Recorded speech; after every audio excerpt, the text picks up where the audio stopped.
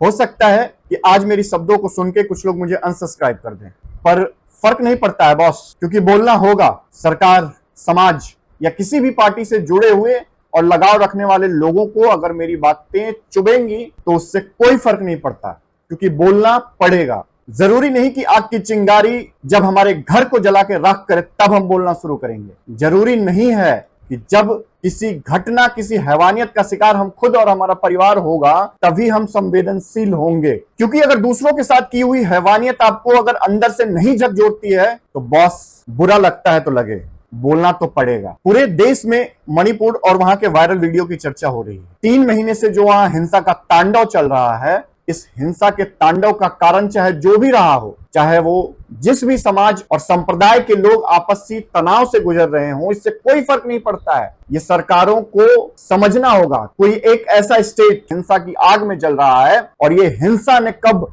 हैवानियत और दरिंदगी का रूप ले लिया, किसी को पता ही नहीं चला। मामला जैसा कि आप सबको पता चल ही गया होगा, मणिपुर के वायरल वीडियो का, जिसमें 2 महिलाओं और एक 20-21 साल की लड़की को नग्न करके 800 से 1000 लोगों के बीच में एक रैली की तरह परेड कराया गया। जब 800 से 1000 लोगों का एक समुदाय, एक ग्रुप एक गांव पे हमला कर देता है और उस गांव के लोग अपनी जान बचाने के लिए इधर उधर भाग रहे होते हैं, उसमें से 5 लोग एक ही परिवार के, 2 पुरुष और 3 महिलाएं एक जंगल की तरफ भाग रही थी। पुलिस की टीम ने मणिपुर के उनको भागते हुए देखा, उनका रेस्क्यू किया और वो थाने ले जा रहे थे। पुलिस वालों के नाक के नीचे से वो भीड़ ने छीनकर उन महिलाओं को और 2 पुरुषों को पुलिस वालों से छीन कर लेके चले गए। उसमें से जो लड़की के पिता बताए जा रहे हैं उनको वहीं पे मार दिया गया। जब उन लड़की और उन महिलाओं के साथ ये अभद्रता की जा रही थी तो उसके भाई ने आवाज उठाई, से लड़ने की कोशिश की तो उसे भी वहीं मार दिया गया उनके सामने।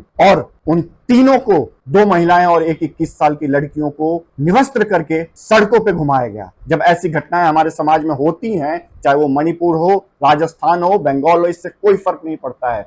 किस राज्य में किस पार्टी की सरकार है, इससे भी कोई फर्क नहीं पड़ता है। जब आप ये बोलते हो कि डबल इंजन की सरकार अच्छा काम करेगी, मतलब अगर बीजेपी की सरकार केंद्र में है और राज्य में है तो वहां अच्छा काम होगा। और खास करके अगर मैं यूपी की बात करूं, यूपी में जब अच्छा काम हो रहा है तो आप इस बात का प्रचार कर रहे हो कि डबल इंजन का जो काम है, डबल इंजन की जो सरकार है वो मिलके अच्छा काम कर रही है। तो मणिपुर में भी डबल इंजन की सरकार है तो इस घटना को भी अपनी आपकी जिम्मेवारी लेनी पड़ेगी। और ना कि सिर्फ जिम्मेवारी लेनी पड़ेगी, जनता को कुछ ऐसे एक्शन लेके विश्वास दिलाना होगा कि हाँ, आपको अगर किसी ने चुन के वहां भेजा है तो आप जनता के भरोसे पे खरे उतरते हो। चाहे हम कितने भी प्रगतिशील अपने आप को दिखा लें, जब इस तरीके की घटनाएं होंगी तो उस प्रगतिशील होने का कोई फायदा नहीं है, कोई मतलब नहीं है। एक आरक्षण की उठी आग जब हैवानियत और इंसानियत को तार तार कर दे और महिलाओं की इज्जत जो कि 1000 लोगों के सामने लूट ली जाए तो सरकार की बेबसता झलकती है। वहां के मुख्यमंत्री कहते हैं कि हमें यह पता ही नहीं था। 4 मई की यह घटना बताई जा रही है, लगभग 1.5 से 2 महीने पहले 19 जुलाई को यह वीडियो सामने आता है,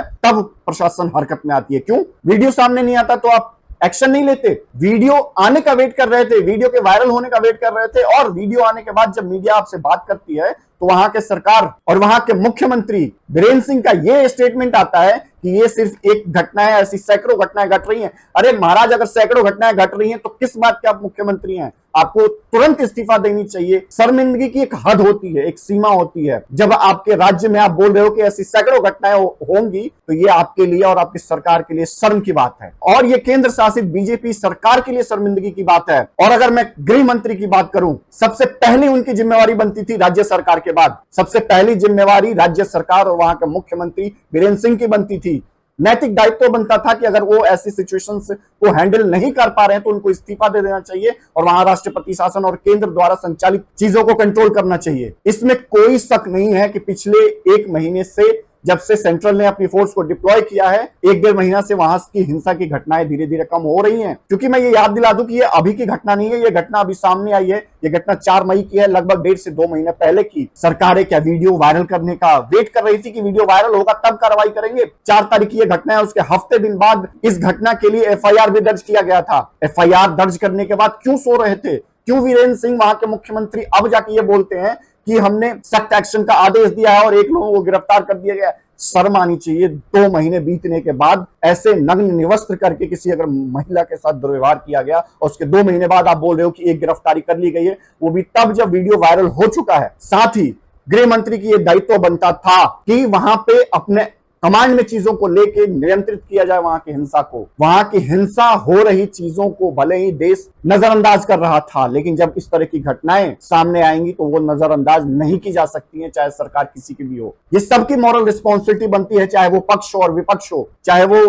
कांग्रेस पार्टी हो, चाहे वो बंगाल के मुख्यमंत्री हो। सबने ट्वीट किया है कि चलो मणिपुर की घटना बीजेपी सरकार को घेरा है। बीजेपी भी होती तो उनके राज्य में हुई ऐसी घटनाओं को इसी नजरिए से देखती। अगर बंगाल में होता है तो बीजेपी क्वेश्चन करती है, बंगाल में होता है तो ममता बनर्जी का कोई दायित्व नहीं बनता, जो मणिपुर के केस में ये पूछ रही है कि सरकार क्या कर रही है। जब बंगाल में चुनाव के दौरान 40 से ज्यादा लोगों की मौत होती है और 35 से ज्यादा महिलाओं के साथ ऐसी दुष्कर्म की घटना सामने आती है तो बंगाल चुप रहता है। कांग्रेस अब सवाल कर रहा है, अभी कुछ ही दिन पहले जब जुलाई में राजस्थान में 2 ऐसी क्रूर घटनाएं हुई हैं जिसमें एक नाबालिग के साथ 3 लोगों ने मिलकर गैंगरेप किया। उसके कुछ ही दिन बाद यह खबर आती है कि किसी स्कूल के चपरासी ने एक 7 साल के बच्ची के साथ ऐसी घिनौनी हरकत की, और न ही एक बार बल्कि 6 महीने से उस बच्ची के साथ ऐसा हो रहा था। तब कांग्रेस की सरकार वहां की कुछ नहीं बोलेगी। क्यों? क्योंकि इस राज्य में वहां कांग्रेस की सरकार है। कब तक ऐसा चलता रहेगा कि मणिपुर में बीजेपी की सरकार है तो वो कुछ नहीं बोलेंगे, राजस्थान में कांग्रेस की सरकार है तो वो वहां कुछ नहीं बोलेंगे, बंगाल में ममता बनर्जी की सरकार है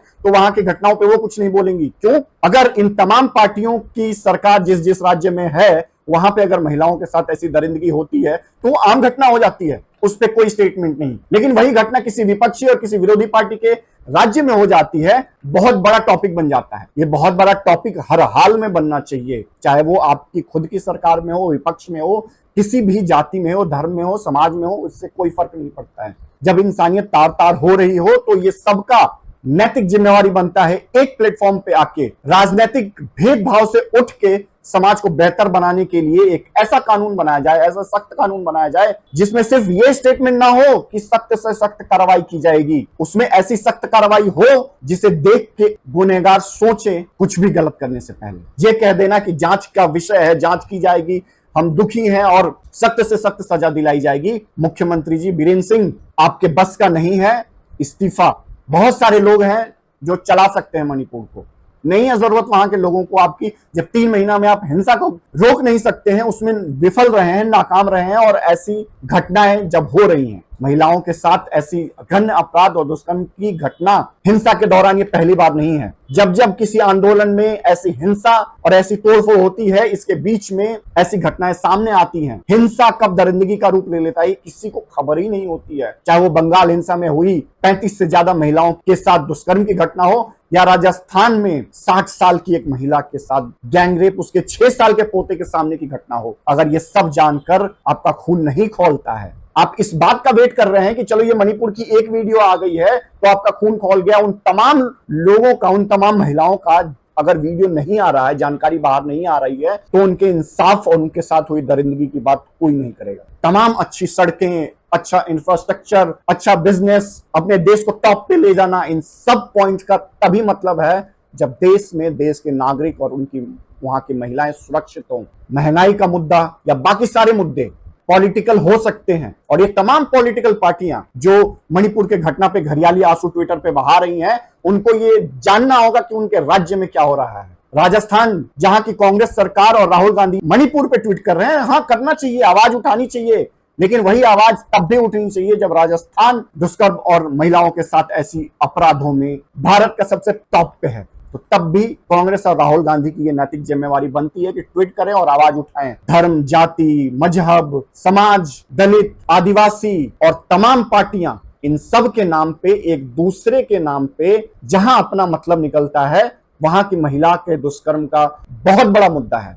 जहां अपना मतलब नहीं निकलता है, वहां की खबरें बाहर आना भी उचित नहीं है। हम सब वेट करेंगे कि ऐसी वीडियोस वायरल हो, तभी उनको इंसाफ मिलेगा। विपक्ष का आरोप प्रत्यारोप जायज है अपनी जगह, लेकिन ये बात समझना होगा कि चाहे किसी भी राज्य में हो, किसी भी जाति में हो, आदिवासी हो, दलित हो, पार्टी से रिलेटेड हो, किसी से भी हो, इस प्लेटफॉर्म पे आके सबको एक साथ सोचना होगा कैसे समाज को सुरक्षित खास करके महिलाओं के लिए बनाया जा सके। सुप्रीम कोर्ट ने मणिपुर की घटना का स्वतः संज्ञान लिया, ये बहुत अच्छी बात है, लेकिन साथ ही राजस्थान टॉप लेवल पे है इन तमाम दुष्कर्म और महिलाओं के साथ अभद्र व्यवहार की, उस पर भी सुप्रीम कोर्ट को उसी बराबर भाव से संज्ञान लेना चाहिए। बंगाल में हुई हिंसा में 40 से ज्यादा मौतें और महिलाओं के साथ छेड़छाड़ और दुष्कर्म की चीजों को भी सुप्रीम कोर्ट को संज्ञान में लेना चाहिए। इन नेताओं से हम उम्मीद कर सकते हैं कि अपने राज्य में हो रही चीजों को नहीं दिखाएंगे और दूसरे में राज्य में हो रही चीजों को ट्विटर पे हर रोज 5 ट्वीट 10 ट्वीट कर सकते हैं। पॉलिटिक्स में सिर्फ अपनी चीजों को समझना इन नेताओं का गेम है और ये जनता इससे जानती है। लेकिन सुप्रीम कोर्ट जब न्याय की मूर्ति आंखों पे पट्टी बांध के तराजू लिए खड़ी होती है तो वो किसी राज्य को, किसी जाति को, किसी धर्म को देख के